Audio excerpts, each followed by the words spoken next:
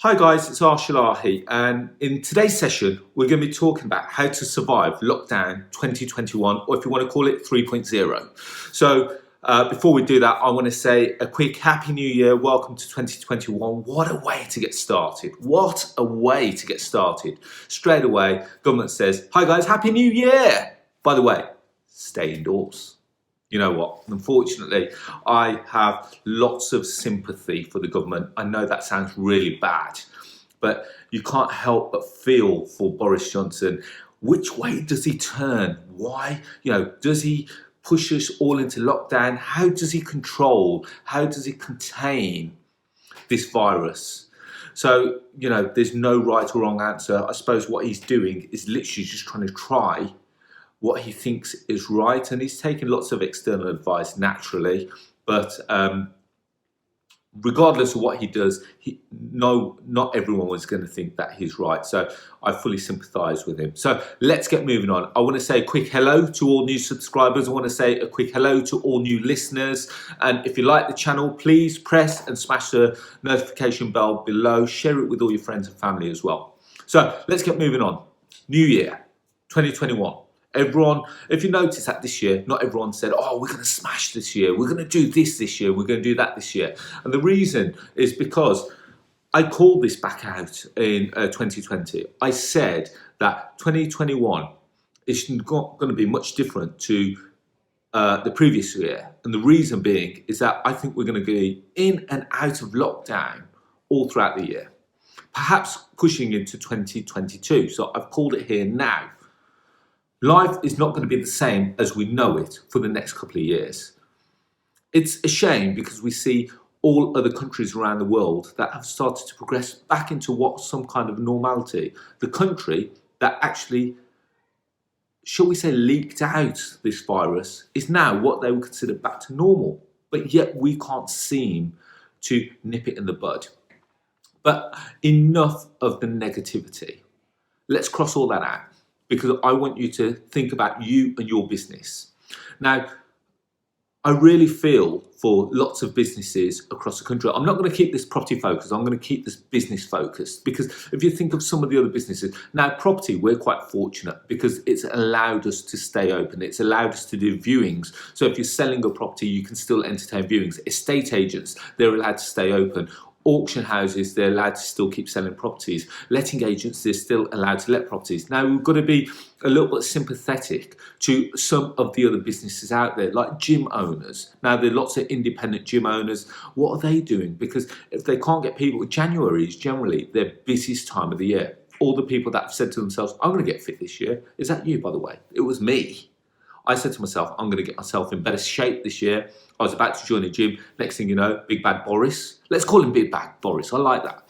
Big Bad Boris comes in and says, sorry guys, you ain't going anywhere this year. You're staying at home. So guess what happens? All these gyms now have shut, which means that they've lost out on a load of memberships. Yes, they get some business grants and stuff like that, but it's nowhere near the kind that they would generate in terms of turnover from the January influx, shall we call it. Other businesses that have struggled, retail. We've got other businesses like hair salons, beauty salons. And these guys, again, they struggled in December. They were allowed to open for a short period before December, but they didn't get the rush because obviously we couldn't effectively shall we say, move around as we would normally. So they didn't really do the turnover that they would have done in December. And in January, again, they've had to close. How many months out of the year in 2020 did they have to close? So we've seen lots of independent hair salons go bust. We've seen lots of independent beauty salons go bust. We've seen lots of restaurants will go bust. We've seen lots of retail go bust. We've seen lots of high street retailers like national brands gone. So my question is, what are you going to do in 2021? Because you've got to put yourself in this position. If this isn't a wake-up call for you, I don't know what is the honest answer.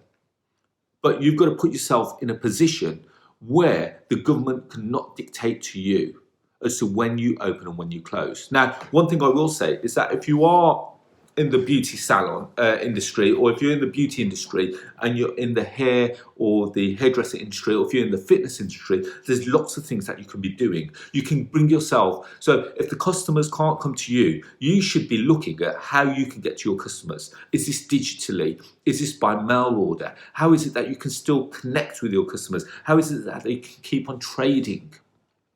Property is no different as well.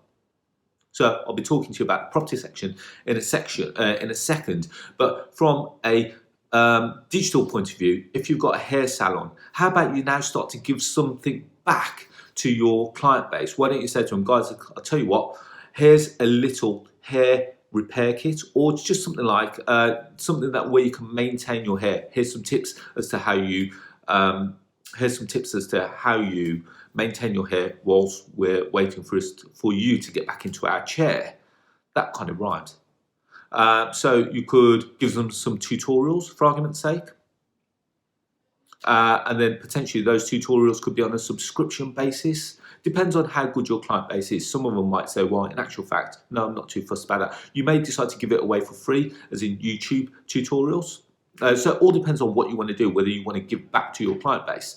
The other thing I was going to say to you is that if you've got a nail salon, yes, they can't come in to get their nails done. I don't know why I showed you my nails there. But then potentially you could give them some little home kits. You could sell them some little home kits. So straight away, you've gone from a physical presence into a digital presence. Now, with me and the property industry, you notice that property very much went digital in 2020. Using the example of an auction house, people could not go and view properties. So straight away, they came up with virtual viewings. Now, with an auction, you couldn't go and physically go into the room and start bidding on property. So all the auctions came online. It was a massive shift for the property industry.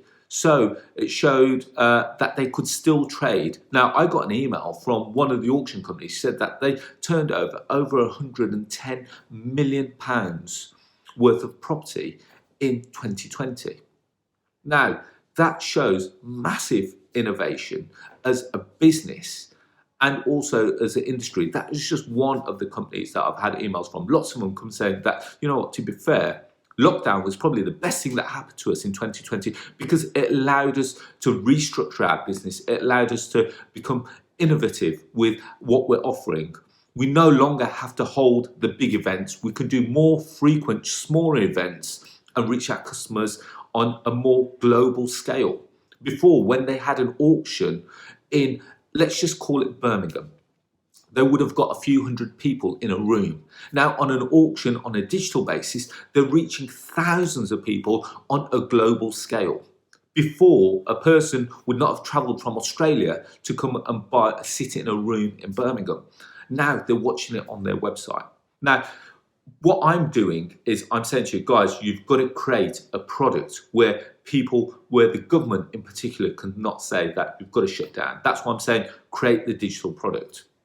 For me, deal trading in 2021, deal trading is still the best strategy for you to work on because it doesn't require any capital. It does not require really any experience. Yes, you need to get an understanding of the property market and the property trading model. But what I'm suggesting is that you understand how that operates and you go out and you start working with agents, you start working with other sources, you start working with vendors, you get your Facebook adverts up and running and everything so that you can start to deal with vendors, you can negotiate with them on the phone. Believe it or not, I've got lots of vendors where I actually don't go physically visit the property. And this is an innovation from 2020. I don't no longer need to go and visit property. We can do virtual viewings.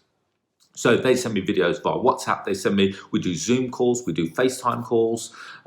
So there's lots of technology out there that allows me to do the videos that I require so that I can then sell these deals onto my database. So this is a way of me moving forward so that it saved me a lot of time. It saved me a lot of traveling time. It saved me a lot of physical time. More importantly, it's allowed me to do a lot more deals. I don't need to be in Liverpool this day. I don't need to be in Bournemouth that day. I can do it all from my desk here in Wolverhampton. And this is what I want to teach you guys. If you're interested in deal trading and you want to understand a little bit more about it. Now, it just so happens when we're recording this that I'm running a webinar this Sunday. So Sunday, the 10th of January at 7 p.m. I'm going to put a little link here down below. So please click into it if you're interested in that. More importantly, you've got to be in a position where you want to learn as to how to deal trade, because I'm going to show you exactly what to do. It's completely free, by the way. The training is completely free. And what I want you to be able to do is go out there, get some deals, and then potentially bring them back to us so that we can list on the Property Investor app. So that's a bit of a plug, don't mind saying that. But more importantly, going back to the topic, how to survive lockdown 2021. So on a personal level, you've got to make sure that you've tuned in back in yourself. Now, I can appreciate that 2020 may have been a lonely time for you on a personal level, but you've got to make sure that you don't make the same mistakes this year that you made last year. You should know what to expect this year. We're going to be in and out to lockdown. So how do we overcome this? We start to communicate with people a lot more. Now, I know that mental health is going to be a big thing this year, because the people that just about survived last year, this year may be a bit more difficult.